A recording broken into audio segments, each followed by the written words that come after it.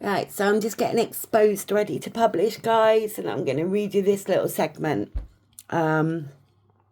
Wish me luck. Claims. The word made me flinch. My entire body tensed, as if the very air in the room turned cold, brittle. Claims. Did they think I was lying? Did they think I was making this up?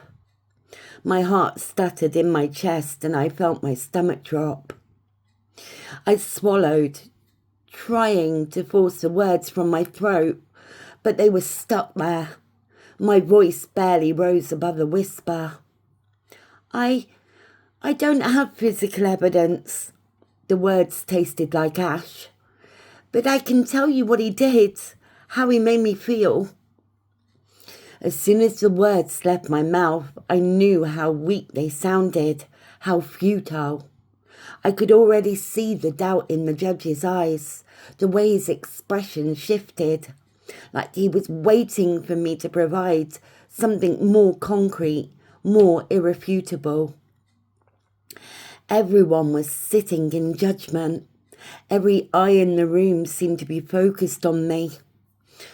I looked at Matt again, and it was as if his eyes bored into my very soul. His gaze was unyielding, his face a mask of cold indifference. But I knew what he was doing. He was enjoying this.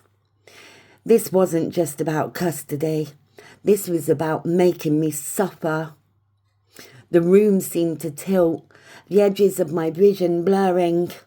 I reached for the hairband again, desperate for the momentary relief it offered. Ping! The sting was sharp, but it pulled me back to reality, back to the present. Your Honour, my solicitor interjected, his voice smooth and practised.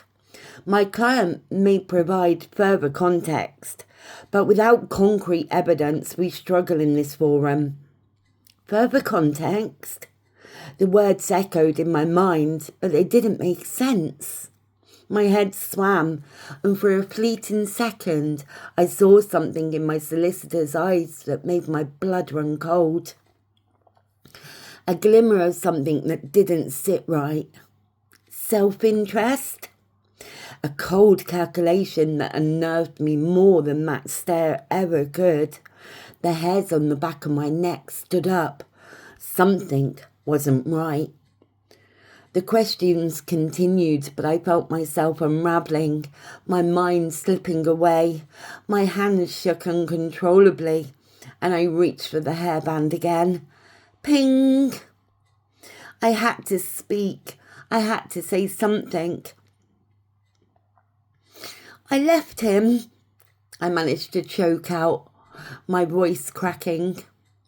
I left him because I was terrified of what he would do. I couldn't risk him hurting our baby. I had to protect her. That's why I'm here. I want to keep her safe. The world spilled out in a rush, driven by panic and love. I could barely look at him, but I could feel Matt's eyes on me. His gaze was like a vice, squeezing the life out of me.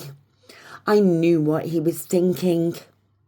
He wasn't just sitting there, he was watching me, watching every word, every move, as if he could pull my soul apart with a single glance. His lips barely twitched, but I could see the glimmer of sadistic pleasure in his eyes. He was enjoying this. And in that moment, I knew I was losing.